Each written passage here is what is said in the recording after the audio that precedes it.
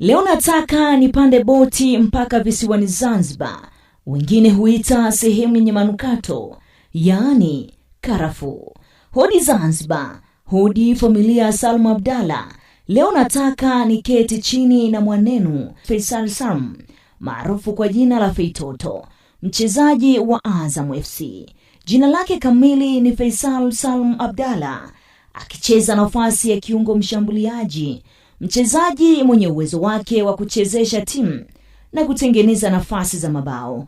Faisal Salum Abdalla alizaliwa Zanzibar, ambapo ndipo alianza safari yake ya soka katika vilabu vya ndani, ikitumika kama klabu ya JKU kabla ya kuibukia kwenye jukwaa kubwa la soka Tanzania bara. Alipata umaarufu mkubwa alipokuwa akichezea Young Africans, ambapo alionyesha kiwango cha juu kuwa mmoja wa viungo bora nchini. Nakumbuka alikuwa akicheza nafasi ya kiungo mshambuliaji, na baada ya kocha mkongomani mwenye hela kujiunga na Young Africans, alituonyesha uwezo wa Feitoto katika kucheza nafasi ya kiungo mkabaji, yaani namba 6.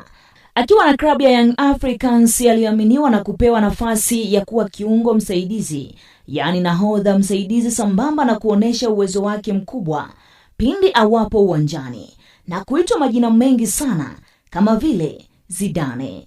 Baadaye alihamia Azam FC, ambako ameendelea kuwa tegemeo muhimu la timu hiyo katika ligi kuu ya michuano ya kimataifa. Amekuwa na uwezo mzuri sana katika eneo la kiungo mshambuliaji, yaani namba 10. Baadhi ya sifa za Feitoto: ubunifu mkubwa uwanjani, uwezo wa kufunga hasa mashuti ya mbali. Faisal Salum Feitoto Abdalla. An option that Faisal.